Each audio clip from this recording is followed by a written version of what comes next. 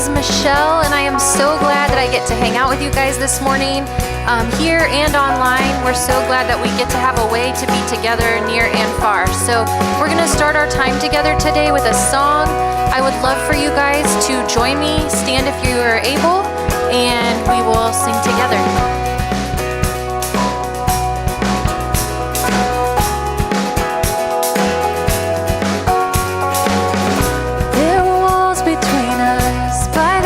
You came and broke them down. You broke them down. There were chains around us. By your grace we are no longer bound.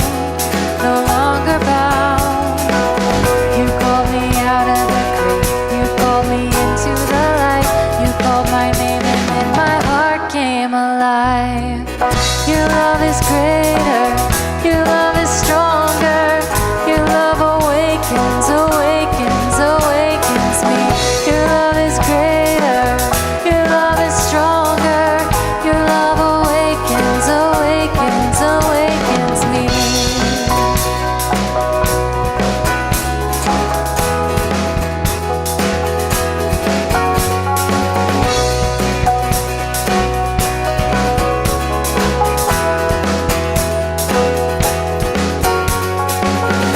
Feel the darkness shaking. All the dead are coming back to life. I'm back to life. Hear the song awaken. All creation singing, you're alive. 'Cause you're alive. You called me out of the grave. You called me into the light. You called my name and then my heart came alive. Your love is greater. Your love is stronger. Your love awakens, awakens, awakens me. Your love is greater. Your love is stronger. Your love awakens, awakens, awakens me. And what a love we found. Death can't hold us down. We shouted out, we're alive 'cause you're alive. What a love we found. Death can't hold us down. We shouted out, we're alive 'cause you're alive. What a love we found. Death can't hold us down. We shouted out, we're alive 'cause you're alive. Your love is greater. Your love is stronger. Your love awakens, awakens, awakens me. Your love is greater. Your love is stronger. Your love awakens, awakens, awakens me. Your love is greater. Your love is stronger. Your love awakens, awakens, awakens me. Your love is greater. Your love is stronger. Your love awakens, awakens, awakens me.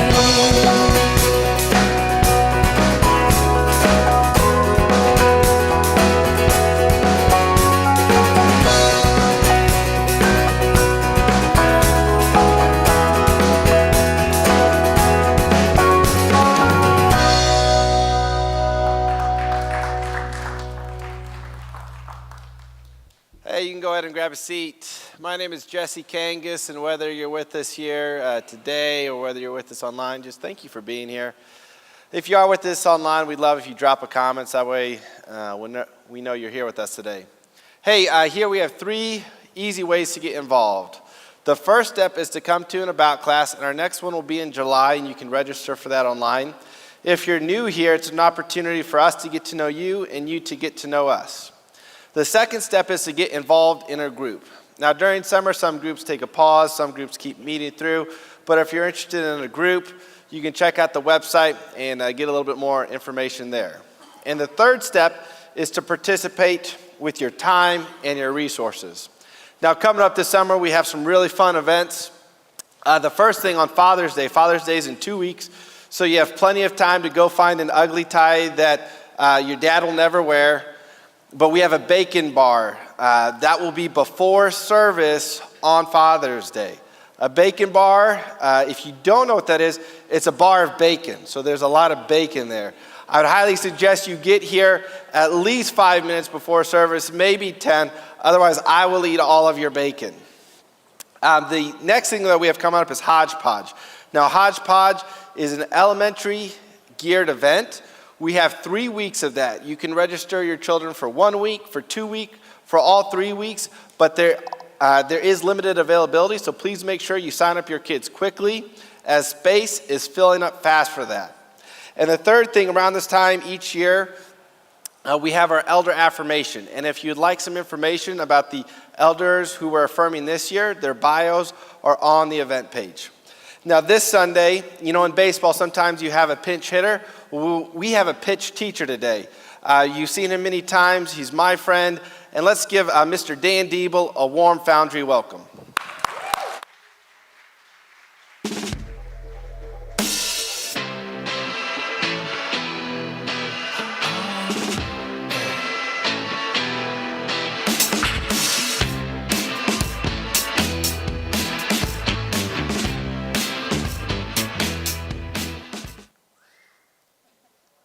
Foundry, how are you? Yeah, that's awesome. Thank you, Jesse. Great to be with you here in the room. Great to be with any of you wherever you are gathering online. This is really fun. Do you know why I'm here today, kind of, sort of? I am here because Brian Wright is not here. Does anybody know where Brian Wright, your lead pastor, your beloved leader, is? He is on a sabbatical. Get this, 80 days of nothingness. Isn't that just amazing? So the elders, the leaders of your church, not just for Brian, actually all the staff, full-time and even part-time, get this thing called a sabbatical, which is one of the most amazing gifts you could ever give an employee. How many of you have ever had a sabbatical in your life? 80 days of glorious pay and no work. Just go ahead, raise your hand. Like one, right?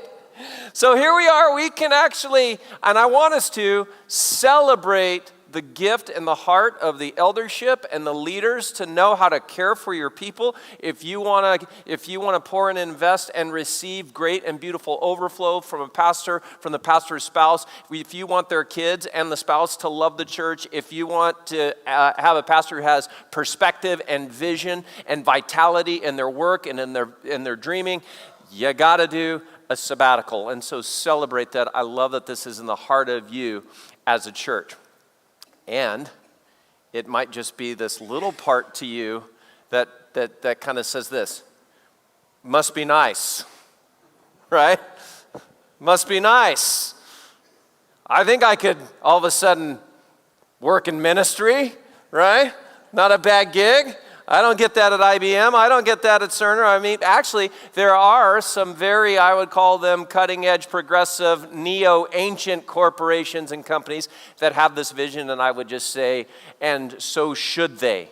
Because if you want to get the absolute best output of somebody, you have to prioritize rest. So here's the question for you and me today.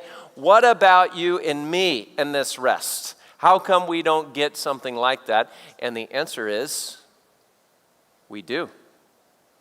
We just don't use it. We are given the gift of rest, and we just don't use it. Here's the premise. It is found in the very second chapter of the Bible. This day of rest, it happens in Genesis chapter 2, verse 2. If you have your Bible, if you have your phone, if you want to just look on the screen, look with me here. By the seventh day, so God has been just out of nothing creating the most beautiful everything, calling it good and very good, the sky, the stars, the plants, the animals, the crescendoing act of his creation, you and me. And by the seventh day, God had finished the work he had been doing. So on the seventh day, he rested from all his work. Then God blessed the seventh day and made it holy because on it, he rested from all the work of creating that he had done. I didn't say that right. On it, he rested from all the work of creating that he had done. We go on to see that little moment of God's rest got sanctioned into what's called the 10 Commandments. If we read on in like a place like Exodus, we'll find that actually God says, hey, there's really only 10 things that I'm going to command you. And in the third hole of those 10 commandments, right surrounded by things like don't lie, don't kill, are you shall have a day of rest and make it holy. Set it apart. And why is it then that right there in the 10 Commandments, you could go to Hobby Lobby or you could go to Walmart and you could get that little 10 Commandments thing. You could put it over your toilet in the bathroom and it looks really good. And yet it's like we live with 9 commandments and 1 suggestion. How many of us take actually a day of rest? I want to ask you to raise your hands. But how many of us go to Casey Joe's on a Sunday just hankering for that Z-Man, and we pull into the parking lot and it's empty and the doors are locked and we go, how could they do this to me? Or Chick-fil-A. And there's something in the back recesses of our brain that go, oh yeah, that thing, we used to call them blue laws, right? That archaic little thing that no longer applies today. Why do we think it no longer, this gift of rest no longer applies today? You might not get 80 days in a row, but we get 1 day after every 6. Why don't we use it? Anybody want to just think about this? What is in you and me? What is in our culture? And why don't we actually take this day? Our identities get wrapped up in it, maybe, right? The proliferation of technology, how we're always on, always accessible, how we're rewarded for our productivity, how it's a badge of honor that we wear. How are you doing? I'm fine, just a little busy. That's what we say, right? And it's very, very accessible. Why don't we actually take this day? We think we are what we do. I mean, there's all sorts of reasons. I'm going to give you my number 1 reason why this is a struggle for me. Why don't I stop from work? Because work is awesome. I love work. Anybody else love work? Now, by the way, I know that we don't all love work. I know that some of us actually hate our work, right? I know some of us want to be sensitive, are in a place of transition where we don't feel like we have work. I know work is kind of maybe can be a confusing thing. You might work at home, you might work at a place, or in this now COVID weird era, you might do both all at the same time. And so we have to, as we enter into this conversation, you just need to name, what is that work? Is that pouring your life and heart into your children? Is that going away and working for, quote unquote, the man? What is work for you? And so here's who I'm really talking to today. I'm talking to the person who absolutely loves their work and can't turn it off. You're my tribe. Like, you are the adrenaline-seeking, never-stopping, run-through-the-brick wall, keep going junkies, and I'm so with you. And if you want to just raise your hand and say, Dan, I'm with you too. Mark, you wanted to do it, right? So just be loud and proud about this, because I'm talking to you and me, those that might just have a problem. See, I just ratted you, Mark. I cheered you on to raise your hand, and I'm like, dude, you're messed up. That's what I did. How messed up are we? Well, let's take a quiz, shall we? We like assessments, don't we? We like to just do little evaluations. So back behind me is a QR code. I want you to get out your phones. Permission to grab your phone here. Just take your picture out. It'll come up. It should. Click on the little thing. And give me a head nod when you have arrived at the Workaholic score assessment. Yeah, so you might want to zoom in and get it pretty soon. If you go to your picture function, hopefully if your phone is circa 2019 or something, this will just automatically happen for you. We're going to take this little 10-question quiz all together, so don't work ahead. You eager beavers, right? How many have it? How many have it? All right, you got it? Okay, and we'll let others catch up. Number 1. So here's what we're doing. We're assessing just how much of a problem might we have. Do you check your email before you eat in the morning, at stoplights, and in the bathroom? Go ahead, 1 to 10. 10 is every morning, all right? Number 2. By the way, did I tell you this is not a scientific assessment? I just made this up, all right? All right?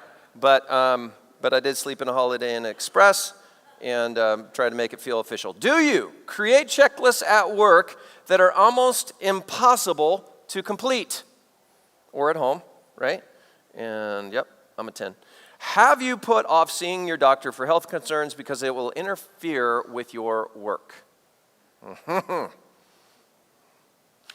Do you have a time set aside each week when you, and I like this word, refuse to work? Non-negotiable, don't work on this day at this time. Do your loved ones often ask you to stop working? By inference, by suggestion, by outright intervention, by grabbing the phone out of your hands? Do you have a hard time shutting off work thoughts at night? Just quick, going for the blink. All right, this one. This is particularly back in the days of going to a place of work. Do you tell a significant other that you're packing up at work to come home even though you're not actually packing up? We laugh, but inside we cry. All right. Do you, quote unquote, sneak work at events such as wedding receptions, kid activities, or church? By the way, these are all publicly accessible scores. We'll be able to see how you did. No, I'm kidding. It's all anonymous. Do you feel guilty for not working even when it's not expected of you? Like you're on vacation or it's like 11 o'clock at night and you're constantly thinking, I should do more. This last one. Do you feel less excitement when you complete a project than you thought you would? That, I'm going to get there, we get the proposal out, right? We're going to do the presentation, and then you feel this like, cognitive dissonance, this kind of like, well, maybe I should have done more or done better. All right. All right, so now, if you hit finish, it should offer you a score. I'm going to go ahead and give you mine.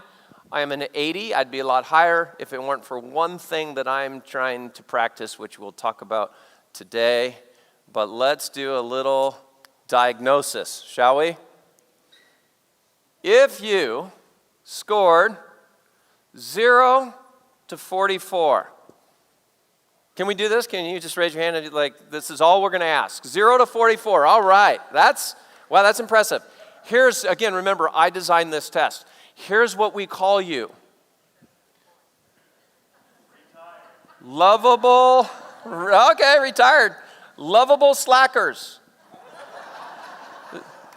And what this means is we look at your life, we kind of like your life, but not really because it looks really boring to us. This is what we think. You're our lovable slackers. Way to go. Super low on the workaholic scale. Now, how many of you scored 45 to 74?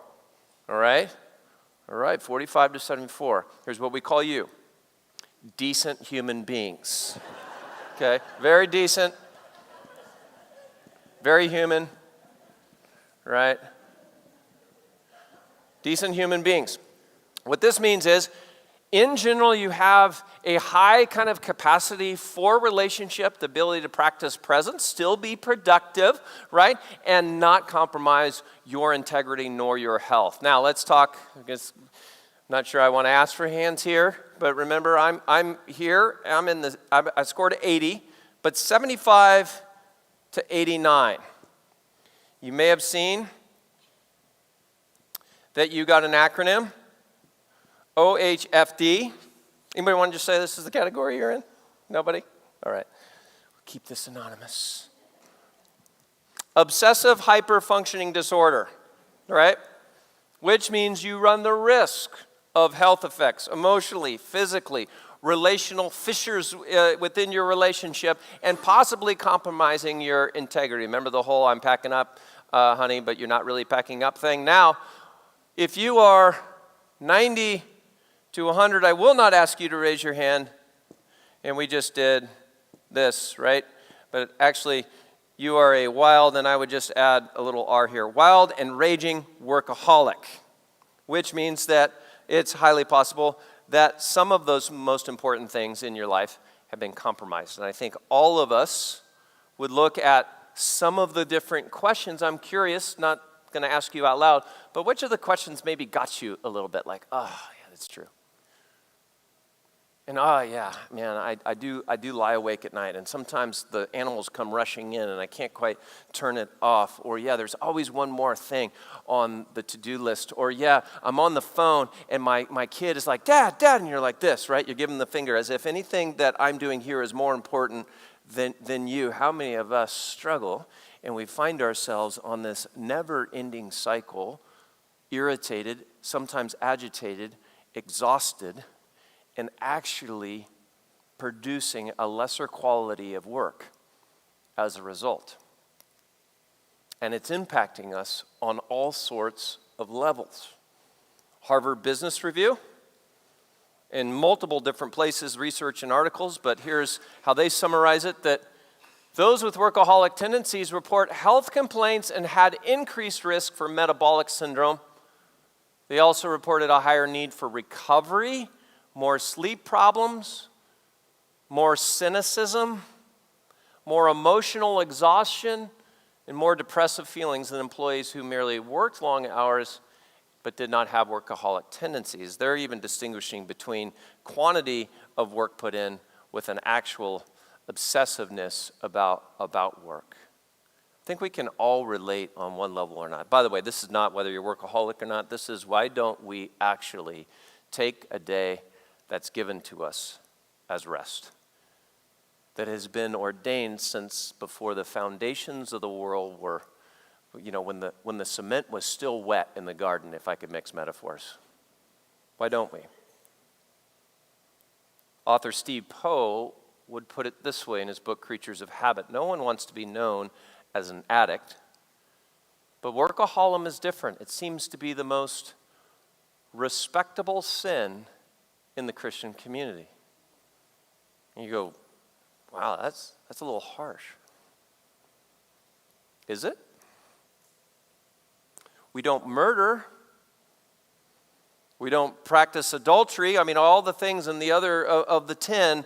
Why do we give this one a pass?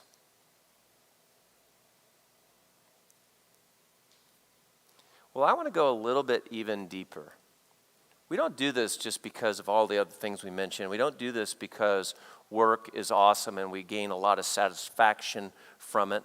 Yes, work is holy, it's sacred. God gave us 6 days to work and just 1 day to rest, so that's a pretty good ratio. Part of living in the image of God is to work, and yet there is a different workflow process that I believe we find right in the scriptures that we began with.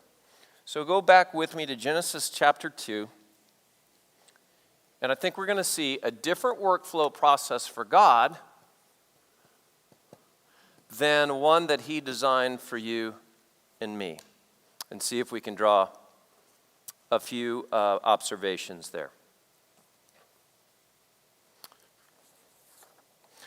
By the seventh day, God had finished the work. So God is making all of this out of nothing. He's working right out of the gate. Then he finishes, and so on the seventh day he rested from all of his work. So let's just write that out for a moment here. So God, out of nothing, works, right? He worked. And again, let me also just say this. If this is tripping you up, like, are we talking literal days, epochs? Is this literal metaphor? Not the point here. I just want you to see, in principle, how beautifully true this is to our lives. Okay, that's all I'm asking you to consider here. So God worked 1, 2, 3, 4, 5, 6, right? 6 days. On the sixth, he made us as humanity. And then he did what? What was the next thing? He finished. That's right.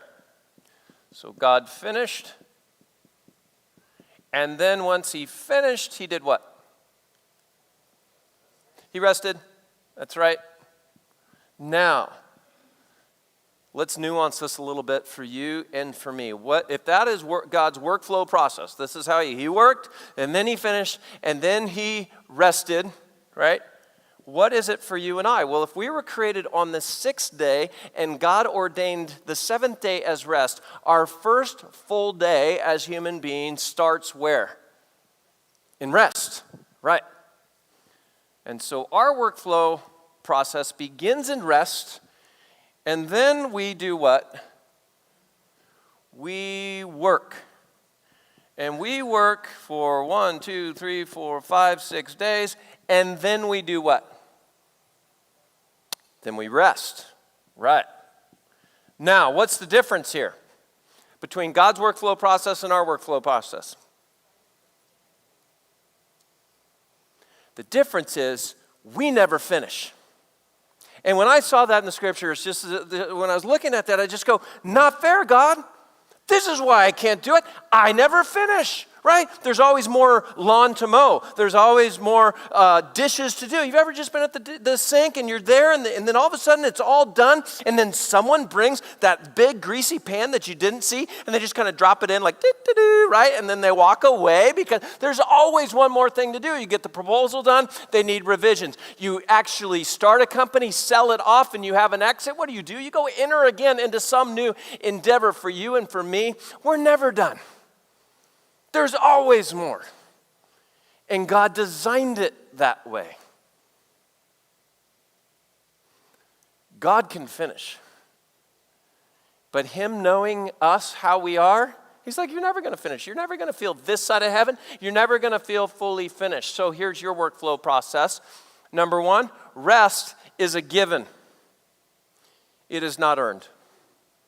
It's a given. It's a gift. It is not earned. We think it is. We think that we're going to work by God's workflow process. I'm going to work really, really hard. Once I finish, then I'll rest. What a lie. Finishing is a mirage. Finishing is a seducer. Finishing never, ever finishes. And so I was talking with a client not too long ago, and he's like, Dan, I don't know what it is in me that keeps me from being able to go out on my back deck, have a beer, and just enjoy the beautiful scenery. Instead, he goes, I have to mow, I have to weed, I have to edge, I have to blow, I have to do everything. Then I think I can go back and rest on my deck. Guess who never rests on his deck? I want to make sure I said that really carefully. Right?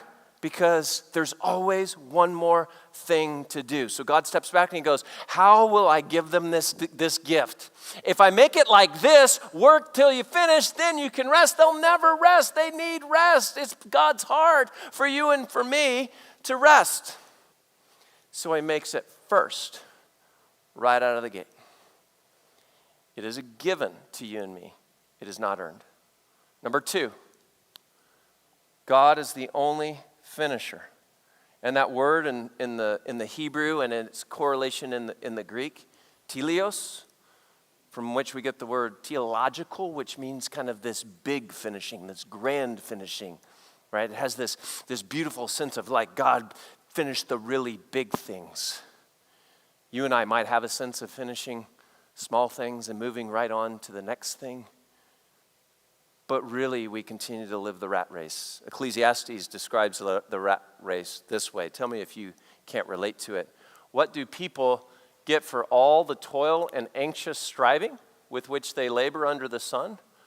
All their days they work is grief and pain.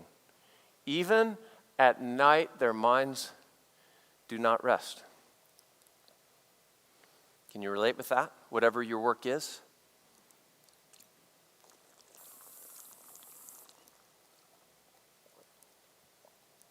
The third observation is maybe the most difficult. When I continue to try and work as God's workflow process, if my orientation to rest is that it comes last, and I work until I finish, and then I'll rest, if I really ask what's going on deep within me, well, it traces right back to Genesis 3, the lie that you can become like God. At the very core of this orientation and drive within me that says I am going to work and work and work is this lie that I believe in, that it's all up to me and it's all about me and that I'm the one in control and that I'm the one that can only provide for my family. That I can't trust anyone else to do their jobs, and I can't trust God to be God, to run the universe for a day. I begin to over-assume responsibility and believe it's all up to me. In other words, when I refuse to rest, if I'm honest, I'm trying to replace God in my life. Where I can't stop and just let him be God. I need to be in control.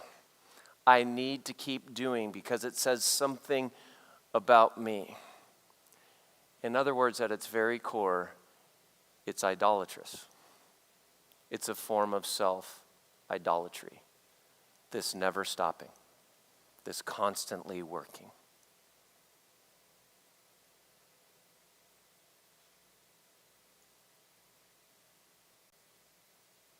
And this has been a real battle for me. In the last 16 months, I've shared with you guys, I transitioned from a leadership position at a church to starting my own company. I'm part-time with another church now, and I'm starting a second company all at the same time. So I am in this fight all day long. And the one thing that I've been able to figure out is coming back to this Genesis chapter 2 going, there is this call for rest. And it's not just an Old Testament thing. If you're wondering, did this go away with Jesus? No, not at all, because Jesus actually was really good at rest. He lived within, as fully God and fully man, he lived within his own even human limitations. Though being God, he sought out rest. And I just want to read to you, we don't have this on a slide, but I just think it's so important for us today. Hebrews chapter 4, verse 9. There remains then a Sabbath rest for the people of God. Are we the people of God? Anyone who would claim Jesus as their Lord? Yes, we are. For anyone who enters God's rest also rests from their works, just as God did from his. Now here's the kicker. Let us therefore make every effort, let me say that again. Let us therefore make every effort to enter that rest. This is not suggestive language. This is not preferential. If you think this is good for you. No. Let us therefore make every effort, this is a command, to enter that rest so that no one, this is so fascinating, so that no one will perish by following their example of disobedience. What did the Harvard Business Review said? A lot of perishing when all we do is work and we don't rest. Here's my challenge. Let's take God seriously. Not as the great killjoy of work that we might love or not love, but as one who knows since before the foundations of the world how you best thrive. He knows you inside and out. He knows what you need. He knows what you desire. And he's saying, this is the pathway. Out of the 7 days in your weekly rhythm, would you take one, pick a day, take a day, and rest? Now, we could get really technical. We could even get legalistic about that. About a year ago, I began to really practice that with some intentionality. And so for me and for our family, we do, and I'm going to use the royal we here because I'll just confess to you, I have 3 teenage daughters, and they are in a very different place than I am about the joys of a day of rest, okay? I'm just going to tell you that. And my wife, we're together in it, and yet we have different, we're figuring it out is what I'm going to say. But here's the 3 things that I hold true for me. No work, no tech, no shopping. I had to pick 3 things that when I listen to myself, that raging sense of I got to keep doing more and more, it falls into work, it falls into tech, and it falls into I need to go get what I need right now. Those 3 things, no tech, no work, and no shopping. Might it be something different for you? Absolutely. I want you to brainstorm. I want you to talk together. What could that look like? But I'm telling you, it is absolutely beautiful. I don't know what I would do if I didn't have this day anymore. And what do I do with this day? Oh my gosh, it's so fun. First of all, I have to come to God, and I have to be so I come in, it's Sunday, and you're like, but Dan, you're working right now. I know. So like I said, it's a very imperfect thing for me. But when I come into Sunday, everything is screaming at me about what's not done. Everything feels undone, unbuttoned up. Things could at times feel like they're unraveling, truthfully. I can feel very unprepared for Monday if I'm not careful. And so I come in like an addict into my Sunday. And so I literally have to say to God these words: God, you are the only true finisher. And so I give you all that is unfinished. See the surrender there, the release there? I come to you today, God, not because I'm done. I come to you today because I'm yours. And I sit in this day, made a list of some things that I do on this day. I sleep in. I drink coffee.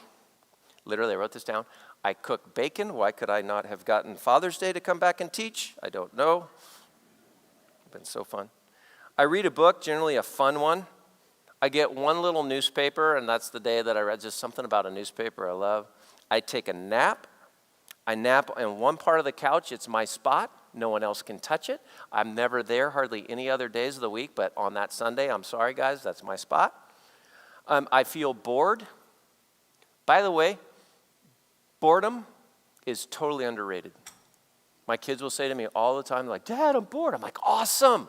That is so great. We need to be bored. Why? Because boredom is the conduit to creativity and to connection. I can't tell you how many times, like, Dad, can I please watch something? On and on. And I'll be like, no, you can't. And then we'll just give it 5 minutes, and then we're into a board game. And then we're having a blast together, right? So I seek to be bored, and I sit in that boredness. I'll play guitar. We'll take a walk. Used to call it a forced family walk with the family during COVID. We'll play catch. I'll take my 14-year-old to drive. Then I'll go on the back deck and have my own beer. I will mow. Now, that's a fine line for me because there's something productive about it, but I'm also like, my feet are in grass. I'm like in nature, so I kind of give myself a pass there because it's just really, it's restful for me, so that's part of it, like what's truly restful. We'll get together as a small group. I'll call my parents. They're in their 80s, and this is my time to talk to them. You're like, that requires a phone. Yes, it does. Don't be a legalist, right?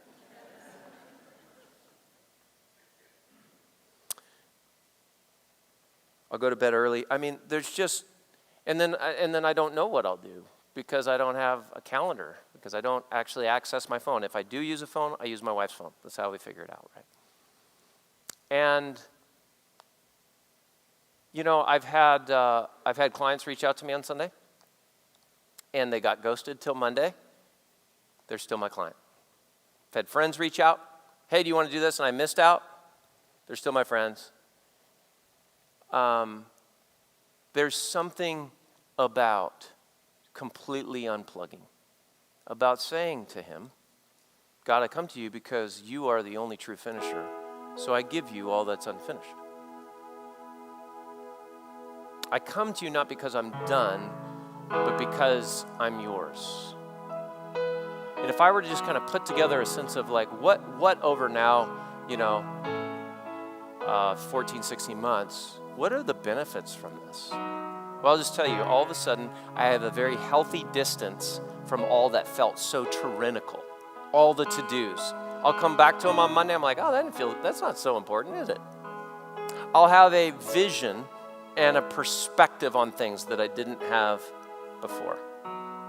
I'm emotionally just much, much better off. Relationally, here's what I love about this time on Sunday. I am predisposed to a yes to my girls and to my spouse. Every other day in the week, I am in constant battle of trying to focus when I'm with them, but in the back of my head, all the work stuff is running. But by this detoxification that happens in me on Sunday, I am present and I'm predisposed to a yes. Dad, you want to play chess? Yes. Dad, you want to? Yes. Dad, you want to play Monopoly? Yes. I'm there. Unless I'm asleep or eating bacon. There's also a sense of physical health. There's a sense of new energy and vitality that comes from it. There's also, and I'll just use the word success, I don't mean it like in a material way, but I'm better. And for those of us that just think more is more and more is better, it's just not. The research shows it's just not. Actually, less is more. Like maybe Chick-fil-A's onto something, right? It's a pretty good business model, is it not? Maybe they're onto something, the way they treat their employees, the way they treat even their machines, the way they draw a line in the sand for their customers, like me, who show up going, ha! We need those reminders. And the last thing that I experience is God in a different way. When he commands it to us, he's like, you're to do this to the Lord your God, which I translate as, hey, he doesn't want this from you. He wants this for you. He wants to experience this with you. With you. He's in it. He's looking forward to the chance that you just might take me up on this challenge. God, I just think, is sitting up in heaven going, please do this. Maybe not, maybe he doesn't go into falsetto voice like I just did. But I think he's like, will you? Because we'll get to be together in a whole new way. Will you? Will you take this challenge? Like I really meant it. And it hasn't gone away. A day of rest still remains for you. I don't want you to perish. I don't want you to just slide into the way of culture. I don't want you to fall into the way of disobedience. I don't want you to run yourself ragged like the rest of the world who's going crazy. I want this for you. And you might be going, well, gosh, how does this work? I want to close by reading just a little snippet from the book The Sabbath by Abraham Heschel. It's a Jewish man who writes this beautiful book on the Sabbath. But here's what I want to read to you.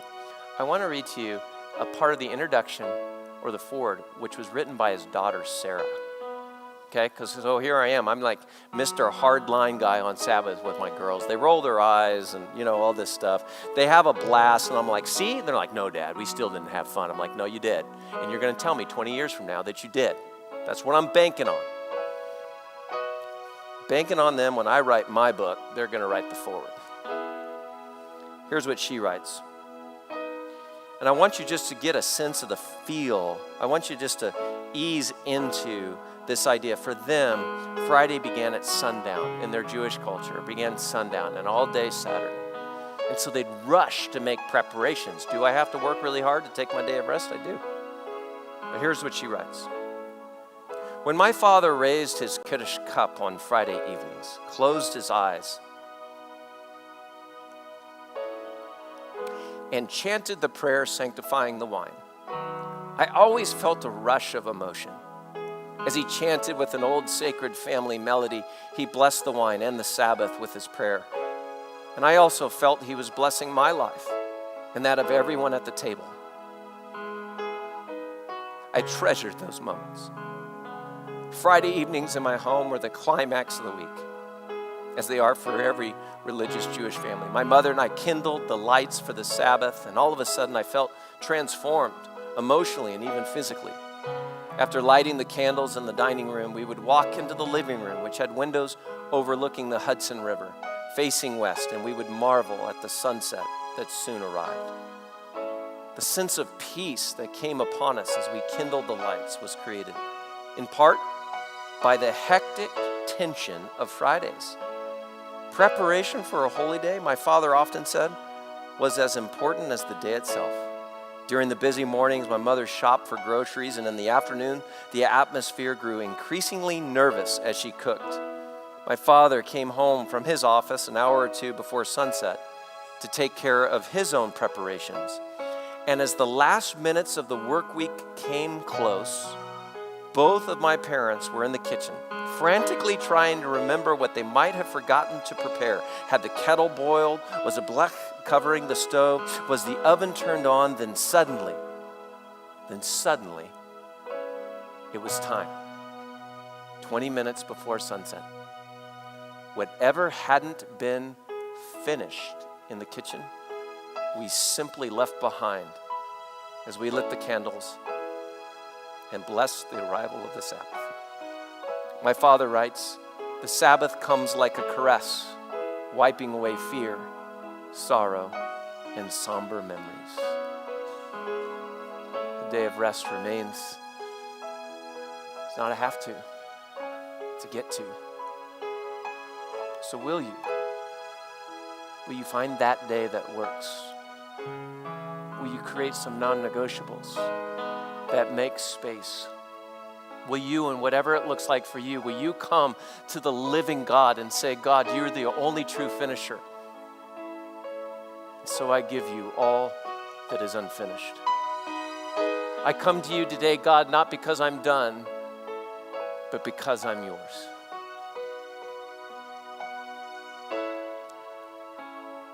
You know, it was also on a Friday night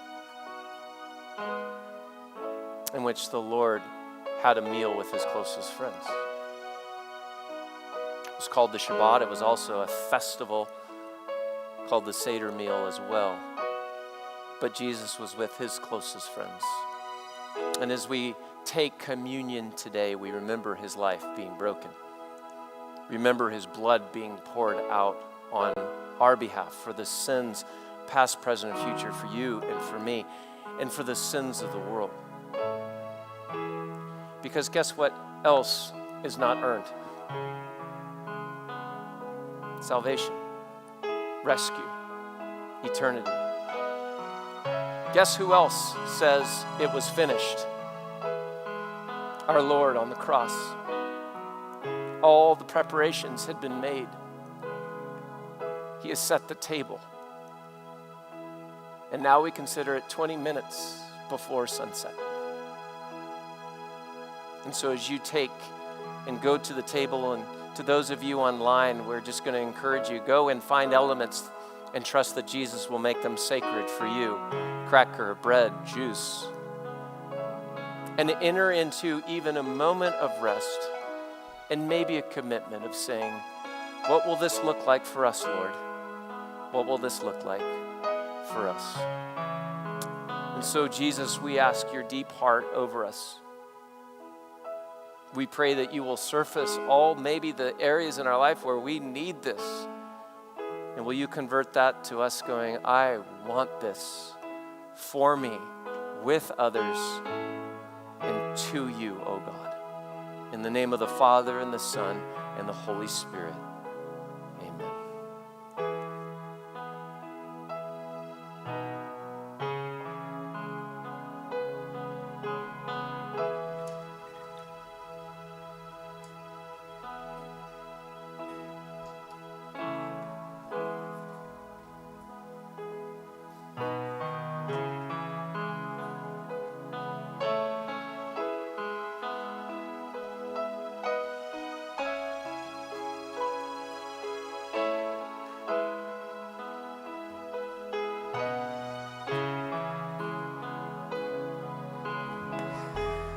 Love endured that ancient cross. How precious is my Savior's blood. The beauty of heaven wrapped in my shame. The image of love upon death's frame.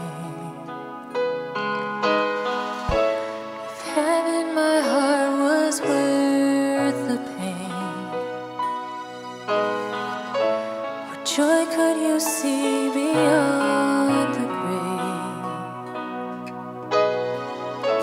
If love found my soul worth dying for, how wonderful,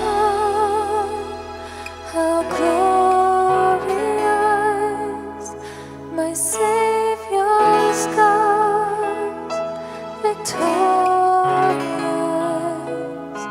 my chains are gone, my debt is paid, from death to life, and grace to grace.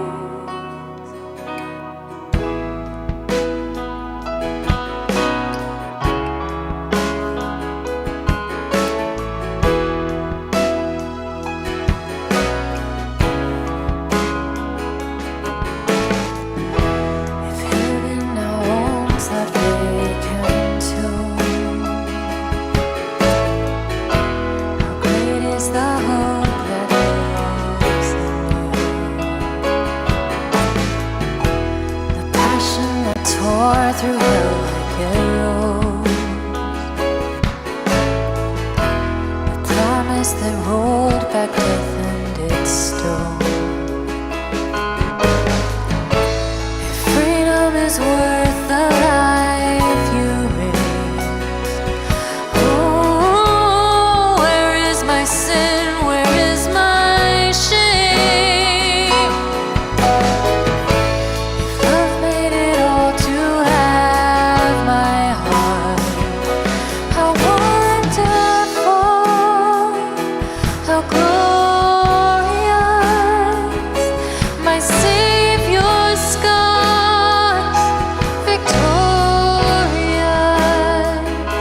my chains are gone, my debt is paid, from death to life, grace to grace.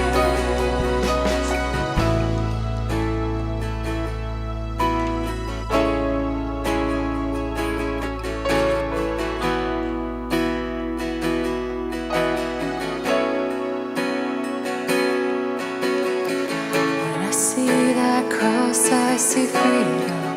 When I see that grave, I'll see Jesus. From death to life, I will sing your praise in the wonder of your grace. When I see that cross, I see freedom. When I see that grave, I'll see Jesus. From death to life, I will sing your praise in the wonder of your grace. When I see that cross, I see freedom. When I see that grave, I'll see Jesus. From death to life, I will sing your praise in the wonder of your grace. When I see that cross, I see freedom. When I see that grave, I'll see Jesus. From death to life, I will sing your praise.